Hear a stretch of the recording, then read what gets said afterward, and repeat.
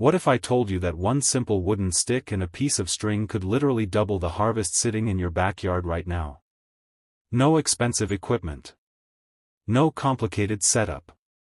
Just one technique most gardeners completely overlook, and the crops that absolutely love it. Stick around, because by the end of this video, your garden will never look the same again. Welcome back to Earthly Gardening. If you are returning, you already know we do not do fluff here, just real, budget-friendly tips that actually work in the ground.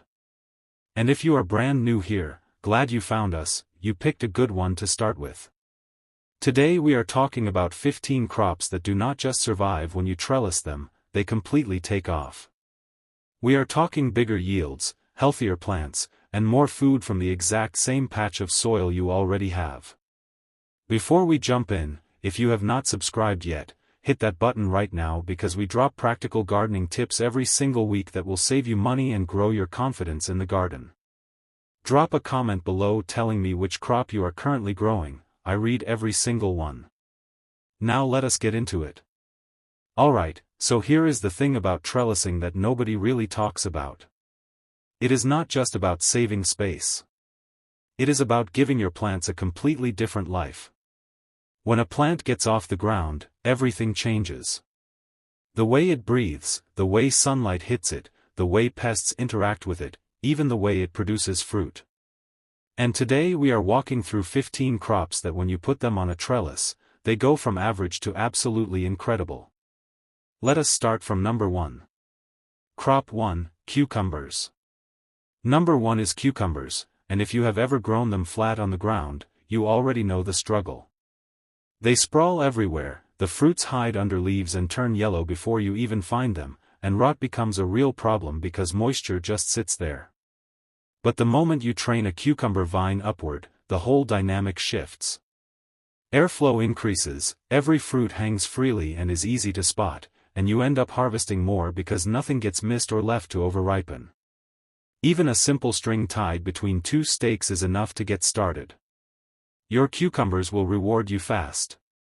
Crop 2, pole beans.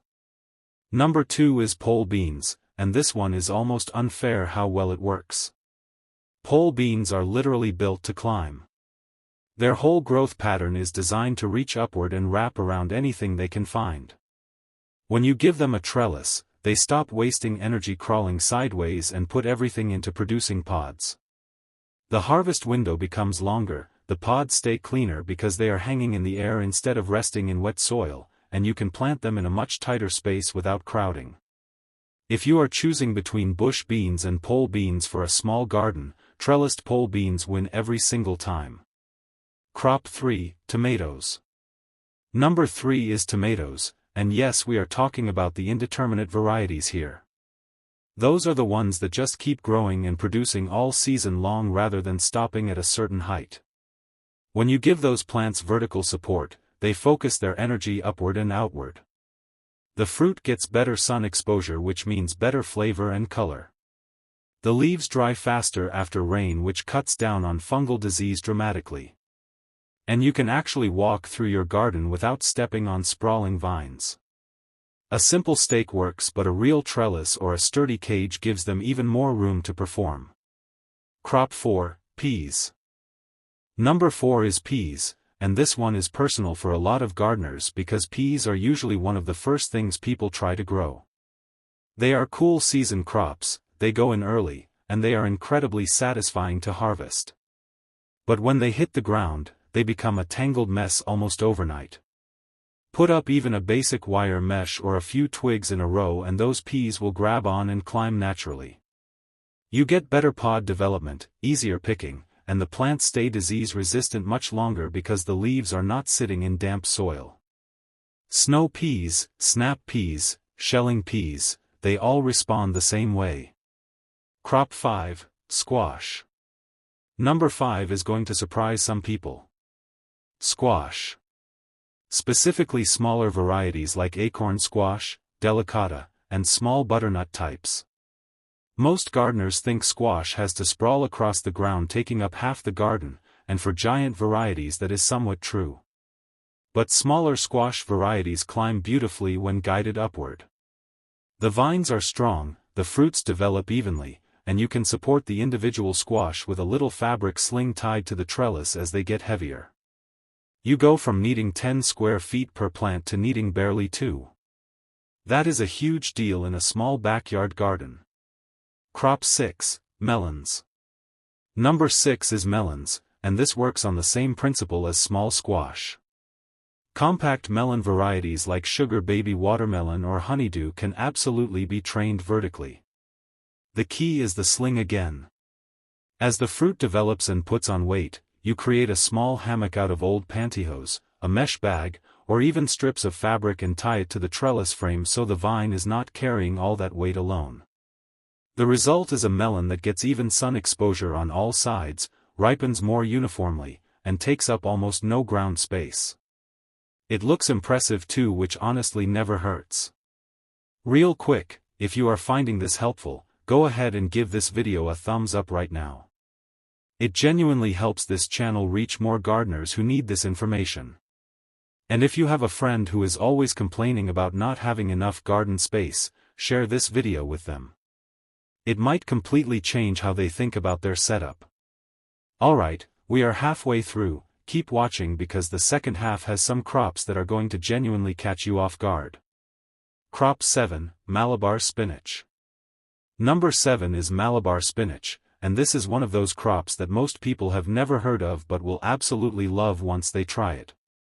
Unlike regular spinach which bolts in the heat and gives up on you by mid-summer, Malabar spinach is a tropical climbing plant that thrives in warm weather. It produces thick glossy leaves that taste similar to regular spinach and it climbs aggressively up any structure you give it. It is heat-tolerant, drought-tolerant once established, and incredibly productive. One plant trained up a trellis can feed a family through the whole summer.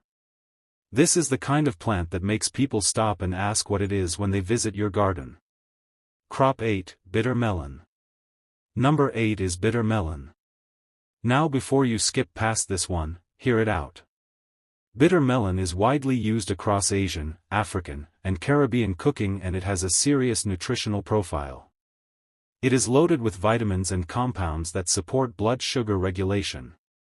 The plant itself is a vigorous climber that produces beautiful yellow flowers and bright green or white fruits depending on the variety. On a trellis it thrives. It covers a structure quickly, produces heavily, and the fruits are easy to harvest when they are hanging visibly. If you have been looking to grow something a little different that also packs a real nutritional punch, this is it. Crop 9, luffa. Number 9 is luffa, and yes, the same luffa you find in the shower. But here is what most people do not realize. Before it dries out and becomes that scrubbing sponge, luffa is actually an edible vegetable. Young luffa fruits taste similar to zucchini and are eaten regularly across parts of Asia and Africa.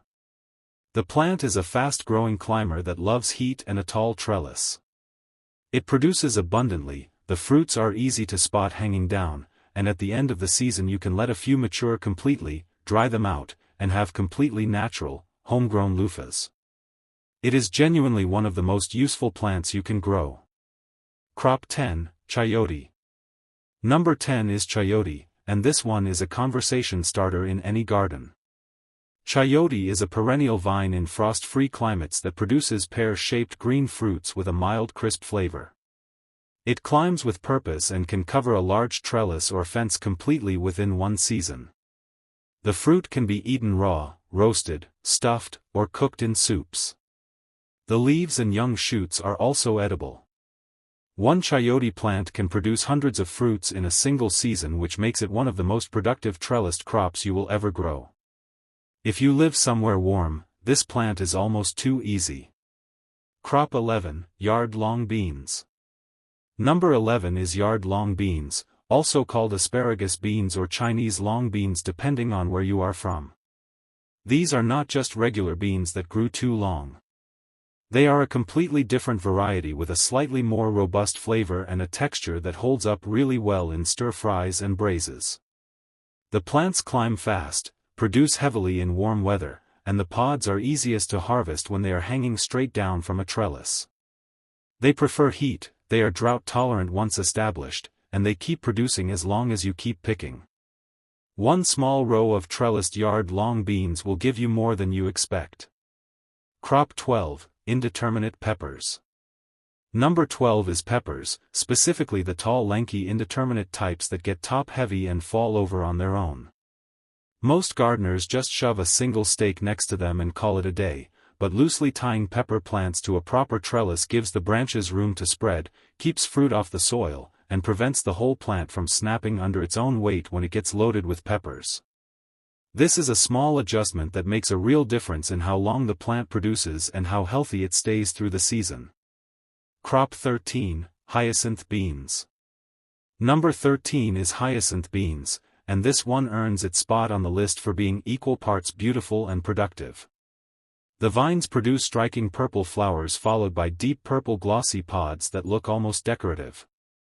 Young pods can be eaten as a vegetable, and the dried beans are consumed widely across South Asia and East Africa.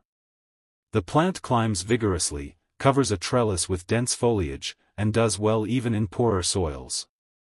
It is one of those crops that works double duty as both a food source and something genuinely beautiful to look at in the garden.